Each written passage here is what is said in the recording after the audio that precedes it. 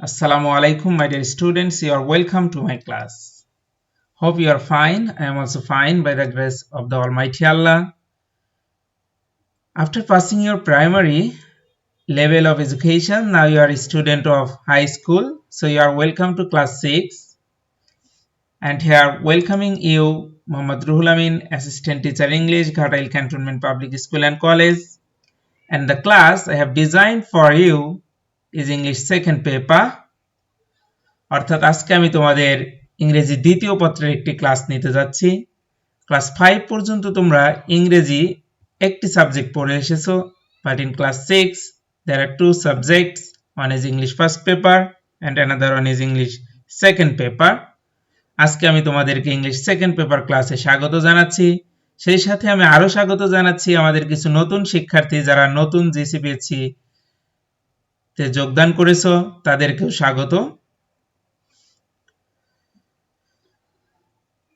So let's get started our class. We speak English. English is spoken by us. Do you find any difference between the two above sentences? অর্থাৎ উপরের এই দুটি বাক্যের মধ্যে কি তোমরা কোনো পার্থক্য দেখতে পাচ্ছ? We speak English. Another one is English is spoken by us. Let's learn the features of the two sentences. চলো আমরা এখন দেখি যে দুটি বাক্য আমরা দেখেছিলাম সেই বাক্য দুটোর বৈশিষ্ট্য। We speak English, এখানে we হচ্ছে সাবজেক্ট, speak verb এবং ইংলিশ হচ্ছে অবজেক্ট। আমরা দ্বিতীয় বাক্যটাকে বিশ্লেষণ করি। আমরা দেখতে পাচ্ছি এখানে ইংলিশ হচ্ছে সাবজেক্ট, is হচ্ছে helping verb, spoken main verb, by preposition as object. তাহলে আমরা দুটো বাক্যের প্যাটার্ন দেখলাম। অর্থাৎ আজকে আমরা যে আইটেমটি শিখতে যাচ্ছি তার নাম হচ্ছে voice changing. The students will be able to, অর্থাৎ ভয়েস চেঞ্জিং এর এই ক্লাসটি শেষ করে শিক্ষার্থীরা যা পারবে, যা করতে সক্ষম হবে, ডিফাইন ভয়েস অর্থাৎ ভয়েস এর সংজ্ঞায়ন করতে পারবে, ক্লাসিফাই ভয়েস অর্থাৎ ভয়েস কয় প্রকার এগুলো সম্পর্কে ধারণা পাবে, চেঞ্জ ভয়েস এবং ভয়েস চেঞ্জ করতে পারবে। So let's watch and get the ability. First, voice. What is voice? অর্থাৎ ভয়েস কাকে বলে? আমরা জানি ভয়েস শব্দের অর্থ হচ্ছে বাচ্য, অর্থাৎ ক্রিয়া বা কর্তার কাজ করার ভঙ্গিমা বা ধরন। ইংরেজিতে ভয়েস কাকে বলে এটার একটা সুন্দর সংজ্ঞা আছে। Voice is the state of subject where it acts or is acted. Voice হচ্ছে কর্তার সেই অবস্থা যেখানে সে কাজ করে অথবা কাজ তাকে দিয়ে করানো হয়, অর্থাৎ কাজ করে অথবা কাজ তাকে দিয়ে করানো হয়। ভয়েস কত প্রকার?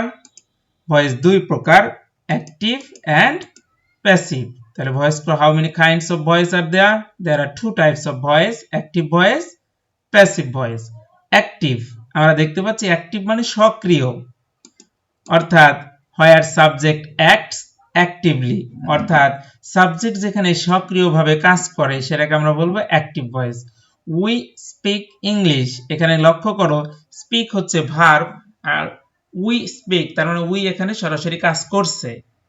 Passive, where subject does not act, অর্থাৎ যেখানে সাবজেক্ট কাজ করে না, rather action comes upon it, বরং কাজ তার উপরে এসে পড়ে, অর্থাৎ সাবজেক্টের জায়গায় যে বসে আছে সে সরাসরি কাজ করে না। যেমন English is spoken by us, এখানে ইংলিশ তো সাবজেক্ট, কিন্তু স্পোকেনের কাজটি তো ইংলিশ করে না। ইংলিশ কি কথা বলে? কথা বলে না।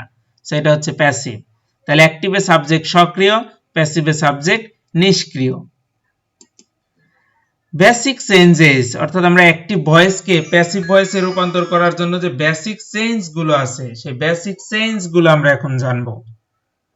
অর্থাৎ মূল পরিবর্তনগুলো, একটি অ্যাক্টিভ ভয়েসকে প্যাসিভ করার জন্য যে মূল পরিবর্তনগুলো সেগুলো আমরা এখন একটু লক্ষ্য করব। খুব ভালো করে বোঝার চেষ্টা করো বেসিক চেঞ্জ কোনগুলো। অবজেক্ট বিকামস সাবজেক্ট, অর্থাৎ একটি বাক্যে যা অবজেক্ট থাকবে সেটা প্যাসিভ, অ্যাক্টিভ বাক্যের অবজেক্ট প্যাসিভের সাবজেক্ট হয়ে যাবে। একটি এক্সট্রা ভি ভার্ব আসবে, অর্থাৎ কোনো বি ভার্ব থাকলে তার পাশে আরো একটি বি ভার্ব আসবে, না থাকলে কমপক্ষে একটি আসবে।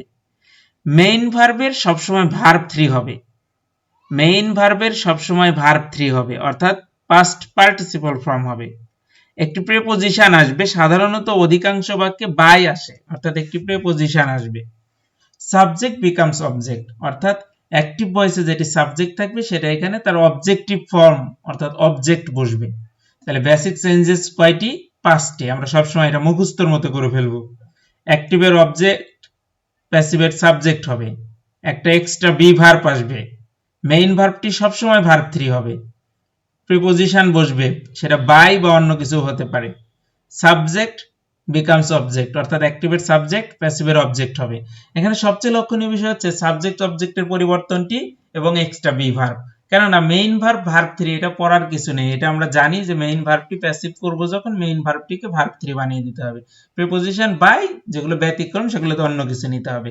অর্থাৎ গুরুত্বপূর্ণ বিষয় হচ্ছে সাবজেক্ট অবজেক্টের নির্ণয় করা এবং পরিবর্তন করা, আরেকটি সবচেয়ে বেশি গুরুত্বপূর্ণ হচ্ছে একটি বি ভার্ব নেওয়া। তাহলে আজকে আমরা এগুলো দেখব, যে সাবজেক্ট অবজেক্ট সম্পর্কে জানবো এবং কখন কোন বি ভার্ব নিতে হবে সেটাও আমরা লক্ষ্য করব। সো আমরা প্রথমে সাবজেক্ট এবং অবজেক্ট নিয়ে কথা বলি। সাবজেক্ট নির্ণয় করতে হলে ভার্বকে কে বা কারা দিয়ে প্রশ্ন করতে হয়, তবে সাবজেক্ট বস্তুবাচক হলে কি দিয়ে প্রশ্ন করা যায়। অর্থাৎ সাবজেক্টের জায়গায় যদি আমরা দেখি কে ভার্ব, অর্থাৎ আগে বের করবো আমরা ভার্ব, একটি প্যাসেজ একটা সেন্টেন্স থেকে প্রথমে আমরা ভার্ব খুঁজে নেব। ভার্বকে আমরা ভার্বের কাজটি কে করে, কারা করে বা কি করে এটা দিয়ে প্রশ্ন করব, প্রশ্ন করে যে উত্তর পাবো সেটা সাবজেক্ট। সেটা একটা ওয়ার্ড হতে পারে, একটা ফ্রেজ হতে পারে, একটি ক্লজ হতে পারে, অর্থাৎ একটা শব্দ হতে পারে, একাধিক শব্দ হতে পারে, এমনকি একটি বাক্যের মতোও হতে পারে। সাধারণত সাবজেক্ট ভার্বের পূর্বে থাকে। ওকে, এবার আসে আমরা অবজেক্ট কিভাবে বের করব। আমরা যখন অ্যাক্টিভ প্যাসিভ করছি তখন মনে রাখবো প্যাসিভ হয় হচ্ছে অ্যাকশন ভার্বের, অর্থাৎ ভার্ব তো 3 প্রকার, সেটা হচ্ছে বি ভার্ব, অ্যাকশন ভার্ব, তারপর হচ্ছে হ্যাভিং ভার্ব। অ্যাকশন ভার্ব মানে কাজ করা বোঝায় যেগুলো, তাহলে কাজ করা বোঝায় এমন ভার্বের ঠিক পরে কি বা কাকে দিয়ে প্রশ্ন করব। কাজ করা বোঝায় এমন ভার্বের পরে কি বা কাকে দিয়ে প্রশ্ন করব, প্রশ্ন করে যে উত্তর পাওয়া যাবে সেটি হচ্ছে অবজেক্ট। উই স্পিক ইংলিশ, তাহলে উই স্পিক হোয়াট, আমরা কি বলি, ইংলিশ বলি, তাহলে এখানে ইংলিশটা হচ্ছে অবজেক্ট। আই ইট রাইস, আমি ভাত খাই, আই ইট আমি খাই, হোয়াট কি খাই, রাইস অবজেক্ট। তাহলে আমরা এভাবে সাবজেক্ট এবং অবজেক্ট নির্ণয় করব। এবার আমরা আসি সাবজেক্টিভ ফর্ম এবং অবজেক্টিভ ফর্ম সম্পর্কে। অর্থাৎ যদি আই থাকে সেটা আই হচ্ছে সাবজেক্ট, অবজেক্টে হলে সেটা মি হবে, ঠিক তেমনি অবজেক্ট যদি মি থাকে সাবজেক্টে সেটা আই হবে। সাবজেক্ট যদি উই হয় অবজেক্ট হবে আস, সাবজেক্ট ইউ হলে অবজেক্ট ইউ, সাবজেক্ট দে হলে অবজেক্ট দেম, সাবজেক্ট ইট হলে অবজেক্ট ইট, সাবজেক্ট হি হলে অবজেক্ট হিম, সাবজেক্ট শি হলে অবজেক্ট হার। অর্থাৎ এটা হচ্ছে সাবজেক্ট এবং অবজেক্টের পরিবর্তন পজিশন অনুযায়ী হবে। কেননা অন্যান্য ক্ষেত্রগুলো সাধারণত নাউনগুলো সাবজেক্ট অবজেক্ট একই হয়, এগুলোর কোনো পরিবর্তন হয় না। নেক্সট, এবার আমরা লক্ষ্য করব বি ভার্বস, অর্থাৎ বি ভার্বস এর পরিবর্তনটা খুবই গুরুত্বপূর্ণ। তোমরা টেন্স শিখেছো, আমরা টেন্স দিয়ে এরপরে একদিন আমরা অ্যাক্টিভ প্যাসিভ শিখবো। আজকে আমরা শিখবো কেউ যদি টেন্স নাও জানে সে যেন অ্যাক্টিভ সেন্টেন্সকে প্যাসিভ বানাতে পারে, সেগুলোর জন্য আমরা আজকে একটি ছক মুখস্থ করব। এই ছকটি একদম সূত্রের মতো মুখস্থ, গণিতের যেমন কিছু সূত্র মুখস্থ রাখতে হয় ঠিক তেমনি ভয়েস চেঞ্জিং বললেই আমার এই সূত্রগুলো মাথায় চলে আসবে, আমি এই সূত্রগুলো মুখস্থ করব। অর্থাৎ অ্যাক্টিভ বাক্যে যদি আমি দেখি ডু ডাজ অথবা ভার্ব অন অথবা ভার্ব অনের সাথে এস বাই এস আছে, তখন আমরা প্যাসিভে নেব এম ইজ আর। আমি আবার বলছি অ্যাক্টিভে ডু ডাজ ভার্ব অন অথবা ভার্ব অনের সাথে এস বাই এস থাকলে প্যাসিভে নেব এম ইজ আর। অ্যাক্টিভে আছে এম ইজ আর, প্যাসিভে নেব এম বিং, ইজ বিং বা আর বিং। অ্যাক্টিভে যদি এম ইজ আর এর কোনো একটি থাকে প্যাসিভে হবে এম বিং, ইজ বিং অথবা আর বিং, অর্থাৎ প্যাসিভের সাবজেক্ট অনুযায়ী তখন হবে। অ্যাক্টিভে যদি থাকে হ্যাভ হ্যাজ, প্যাসিভে হবে হ্যাভ বিন, হ্যাজ বিন। অ্যাক্টিভে যদি হ্যাভ হ্যাজ থাকে প্যাসিভে হবে হ্যাভ বিন, হ্যাজ বিন। অ্যাক্টিভে যদি থাকে ডিড বা শুধু ভার্ব টু, প্যাসিভে হবে ওয়াজ ওয়্যার। আর অ্যাক্টিভে যদি থাকে ওয়াজ ওয়্যার, প্যাসিভে হবে ওয়াজ বিং, ওয়্যার বিং। অ্যাক্টিভে যদি হ্যাড থাকে, প্যাসিভে হবে হ্যাড বিন। অ্যাক্টিভে যদি শ্যাল বা উইল থাকে, প্যাসিভে হবে উইল বি। অ্যাক্টিভে যদি শ্যাল বি বা উইল বি থাকে, প্যাসিভে হবে উইল বি বিং। অ্যাক্টিভে যদি শ্যাল হ্যাভ বা উইল হ্যাভ থাকে, প্যাসিভে হবে উইল হ্যাভ বিন। অ্যাক্টিভে অন্য মডাল অর্থাৎ ক্যান থাকলে ক্যান বি, মে থাকলে মে বি, কুড থাকলে কুড বি, মাইট থাকলে মাইট বি, মাস্ট থাকলে মাস্ট বি। অর্থাৎ অন্য যে মডাল থাকবে সেই মডালের অ্যাক্টিভে যা থাকবে প্যাসিভ ওই মডালের সাথে বি বসবে। অর্থাৎ এটা আমরা একদম মুখস্থ করব যে ডু ডাস থাকলে অ্যাম ইজার থাকলে am being is being are being, have has থাকলে হ্যাভ বিন, ডিড থাকলে ওয়াজ ওয়্যার থাকলে was being were being, had থাকলে হ্যাড বিন, শ্যাল উইল থাকলে will be, shall be will be থাকলে will be being, shall have will have থাকলে will have been, modal থাকলে modal plus be. অর্থাৎ এইভাবে আমরা সুন্দর করে যদি মুখস্থ করতে পারি তাহলে আমাদের অ্যাক্টিভ প্যাসিভ করা একদম সহজ হয়ে যাবে। কেননা এভাবে মুখস্থ রাখতে হবে, কেননা সূত্রগুলো একবার যদি আমি মুখস্থ করে ফেলি, এই অ্যাক্টিভ প্যাসিভ আমার ক্লাস 6 এ আছে, 7 এ আছে, 8, 9, 10, 11 and 12, এমনকি তুমি চাকরি প্রত্যাশী হলে পরবর্তী সময়েও তোমার এটা কাজে লাগবে। সো একবার যদি তুমি আত্মস্থ করতে পারো, পরবর্তী ক্লাসগুলোতে গিয়ে তোমার আর কখনোই বিপদে পড়তে হবে না।